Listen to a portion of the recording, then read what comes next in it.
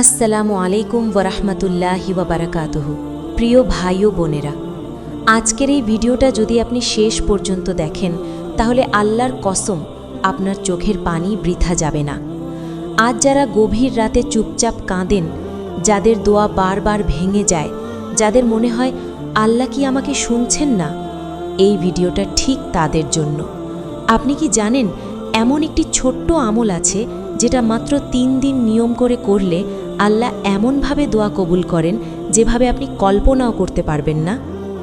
এই আমলটা হলো আস্তাগফিরুল্লাহ। কোরআনে আল্লাহ বলেন, তোমরা তোমাদের রবের কাছে ক্ষমা চাও, নিশ্চয়ই তিনি অধিক ক্ষমাশীল। তিনি আকাশ থেকে তোমাদের উপর প্রচুর বৃষ্টি বর্ষণ করবেন। সূরা নূহ। আজ আমরা জানব কিভাবে মাত্র 3 দিন এইভাবে আস্তাগফিরুল্লাহ পড়লে দোয়া কবুল হয় ইনশাআল্লাহ। হাদিস কোরআনের আলোকে একদম সহজভাবে। ভিডিও শুরু করার আগে বলছি, আপনি দেখছেন ইসলামের আলো চ্যানেল। আজকের আমাদের লাইক টার্গেট 1000। আল্লাহর সন্তুষ্টির নিয়তে এখনই একটি লাইক দিয়ে আমাদের পাশে থাকুন। চলুন শুরু করি। হয়তো এই ভিডিওটাই আপনার জীবনের মোড় ঘুরিয়ে দেবে। কেন আস্তাগফিরুল্লাহ দোয়া কবুলের দরজা খুলে দেয়? প্রিয় ভাই ও বোনেরা, আমরা যখন বারবার দোয়া করি অথচ দোয়া কবুল হয় না, তখন আমরা ভাবি আল্লাহ হয়তো আমাদের চান না। কিন্তু সত্যটা হলো দোয়া আটকে থাকে আমাদের গুনাহের কারণে। আর সেই গুনাহ ভাঙার সবচেয়ে শক্তিশালী চাবি হলো আস্তাগফিরুল্লাহ। আল্লাহ তাআলা কোরআনে বলেন, তোমাদের উপর যে বিপদ এসেছে তা তোমাদের কৃতকর্মের কারণেই। আপনি যত বড় সমস্যায় থাকুন না কেন, অভাব, কষ্ট, অসুখ, বিয়ের দেরি, সংসারের অশান্তি, ভালোবাসার ব্যথা, সব কিছুর আগে আল্লাহ চান আপনি ক্ষমা চান। রাসূল সাল্লাল্লাহু আলাইহি ওয়াসাল্লাম বলেছেন, যে ব্যক্তি বেশি বেশি ইস্তেগফার করবে আল্লাহ তার সব সংকট থেকে মুক্তির পথ বের করে দেবেন। আবু দাউদ। আপনি যখন আস্তাগফিরুল্লাহ বলেন তখন আল্লাহর আরশ কেঁপে ওঠে না, বরং আল্লাহ বলেন, আমার বান্দা ফিরে এসেছে। এই জন্যই মাত্র 3 দিন সঠিক নিয়মে ইস্তেগফার করলে আল্লাহ এমন দরজা খুলে দেন যেটা আপনি কল্পনাও করেননি। প্রথম দিন কিভাবে আস্তাগফিরুল্লাহ পড়বেন? প্রিয় ভাই ও বোনেরা, এখন বলছি সেই নিয়ম যেটা আপনি যদি ঠিকভাবে করেন তাহলে ইনশাআল্লাহ আপনার দোয়া কবুলের রাস্তা খুলে যাবে। প্রথম দিন আপনি আস্তাগফিরুল্লাহ পড়বেন ফজরের নামাজের পর, কারণ ফজরের সময় আল্লাহর রহমত সবচেয়ে বেশি নেমে আসে। কোরআনে আল্লাহ বলেন, নিশ্চয়ই ফজরের কোরআন সাক্ষ্য গ্রহণযোগ্য। সূরা বনী ইসরাইল ৭৮। ফজরের নামাজ শেষে কিবলামুখী হয়ে বসুন, চোখ বন্ধ করুন, মনে মনে নিজের সব গুনাহ স্মরণ করুন। তারপর 100 বার ধীরে ধীরে বলুন, আস্তাগফিরুল্লাহাল্লাযী লা ইলাহা ইল্লা হুয়াল হাইয়ুল কাইয়্যুম ওয়া আতুবু ইলাইহি। প্রতিটি শব্দ যেন আপনার হৃদয় থেকে বের হয়। মুখে বলবেন কিন্তু মন থাকবে আল্লাহর সামনে।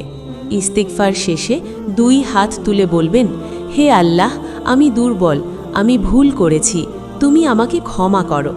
রাসূল সাল্লাল্লাহু আলাইহি ওয়াসাল্লাম দিনে 70-এর বেশিবার ইস্তিগফার করতেন।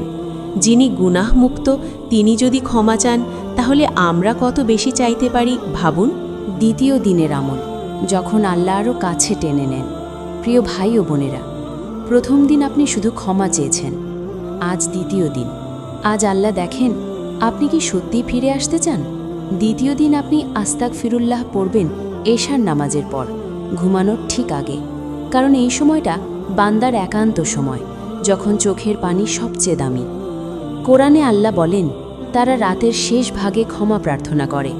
সূরা আলে ইমরান 17। এশার নামাজ শেষে একা বসুন, মোবাইল বন্ধ করুন, পৃথিবীর কথা ভুলে যান। তারপর 300 বার বলুন আস্তাগফিরুল্লাহ, ধীরে, কাঁপা কণ্ঠে, মন থেকে। প্রতিটি তাসবিহে মনে করবেন আপনি আল্লাহর দরজায় দাঁড়িয়ে আছেন। আপনার বুকের ভেতরের কষ্ট যেটা কাউকে বলতে পারেননি সব আল্লাহকে বলুন। ইস্তেগফার শেষে বলবেন, হে আল্লাহ, আমি ক্লান্ত, তুমি ছাড়া আমার আর কেউ নেই। রাসূল সাল্লাল্লাহু আলাইহি ওয়াসাল্লাম বলেছেন, আল্লাহ রাতের শেষ 3য় অংশে নেমে আসেন এবং বলেন, কে আছে ক্ষমা চাইবার? বুখারী, মুসলিম।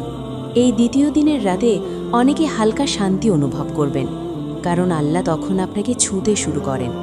তৃতীয় দিনের আমল দোয়া কবুলের সবচেয়ে কাছের মুহূর্ত। প্রিয় ভাই ও বোনেরা, আজ তৃতীয় দিন। এই দিনটা অনেকেই হালকাভাবে নেয়, কিন্তু এই দিনটাই আল্লাহর পক্ষ থেকে সবচেয়ে বড় উপহার নিয়ে আসে। তৃতীয় দিন আপনি আস্তাগফিরুল্লাহ পড়বেন তাহাজ্জুদের সময়। রাতের গভীর নীরবতায় যখন সবাই ঘুমিয়ে থাকে, আপনি শুধু আল্লাহর সামনে দাঁড়াবেন। আল্লাহ বলেন, রাতের শেষ প্রহরে তারা তাদের রবের কাছে ক্ষমা চায়। সূরা জারিয়াত 18। তাহাজ্জুদের 2 রাকাত নামাজ পড়ুন। নামাজ শেষে সিজদায় গিয়ে 500 বার বলুন আস্তাগফিরুল্লাহ। সেই সিজদায় নিজের কষ্ট ঢেলে দিন। কান্না আসলে থামাবেন না, কারণ সেই কান্নাই আপনার সুপারিশকারী। এরপর 2 হাত তুলে বলবেন, হে আল্লাহ, আমি তোমার দরজায় শেষবারের মতো দাঁড়িয়েছি, আমাকে ফিরিয়ে দিও না।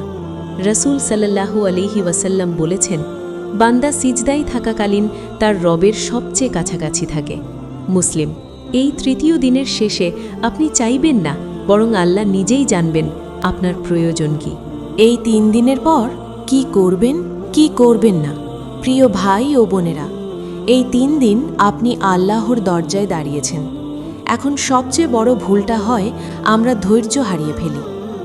এই 3 দিনের পর দোয়া নিয়ে তাড়াহুড়ো করবেন না, কারণ আল্লাহ কখনো দেরি করেন না। আল্লাহ সময় নেন আপনাকে প্রস্তুত করার জন্য। কোরআনে আল্লাহ বলেন, আল্লাহ ধৈর্যশীলদের ভালোবাসেন। সূরা আলে ইমরান 146। এই 3 দিনের পর প্রতিদিন অন্তত 100 বার আস্তাগফিরুল্লাহ চালু রাখবেন। গুনাহ থেকে দূরে থাকার চেষ্টা করবেন, বিশেষ করে হারাম দৃষ্টি, হারাম কথা, কারণ এগুলো দোয়ার দরজায় তালা লাগিয়ে দেয়। যদি চোখে পানি আসে, আলহামদুলিল্লাহ। যদি না আসে, তবুও হতাশ হবেন না। আল্লাহ কান্না দেখেন না, আল্লাহ দেখেন ভাঙা হৃদয়। রাসূল সাল্লাল্লাহু আলাইহি ওয়াসাল্লাম বলেছেন, তোমরা দোয়া করো দৃঢ় বিশ্বাস নিয়ে। তিরমিজি। শেষে বলি, হয়তো আল্লাহ আপনার দোয়া কবুল করে ফেলেছেন, কিন্তু আপনাকে একটু সময় দিচ্ছেন নিজের ঈমানটা শক্ত করার জন্য। এই ভিডিও যদি আপনার মনে সামান্য শান্তিও এনে দেয়, তাহলে একটি লাইক দিয়ে দোয়ার সঙ্গী হন। আল্লাহ আমাদের সবার গুনাহ ক্ষমা করুন এবং আমাদের দোয়া কবুল করুন। আমিন। প্রিয় ভাই ও বোনেরা, আজকের এই 3 দিনের আস্তাগফিরুল্লাহের আমল হয়তো আপনার চোখে বড় কিছু মনে হয়নি, কিন্তু আল্লাহর কাছে এর মূল্য অপরিসীম। মনে রাখবেন, দোয়া কবুল হওয়ার আগেই আল্লাহ প্রথমে বান্দার গুনাহ ক্ষমা করেন, কারণ পরিষ্কার হৃদয় ছাড়া কোনো দোয়াই উপরে উঠতে পারে না। আপনি হয়তো আজও কষ্টে আছেন, হয়তো আজও চোখে পানি আসে, কিন্তু বিশ্বাস রাখুন, আল্লাহ কখনো আপনার কান্না ফেলেন না।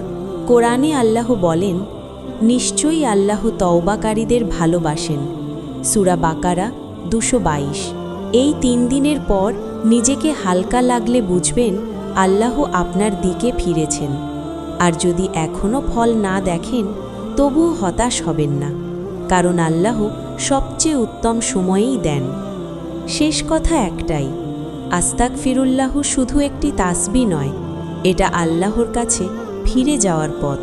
আল্লাহ আমাদের সবাইকে সত্যিকারের তওবা করার তৌফিক দিন, আমাদের গুনাহ ক্ষমা করুন, আর আমাদের সেই দোয়াগুলো কবুল করুন যেগুলো আমরা কাউকে বলতে পারিনি। আমিন।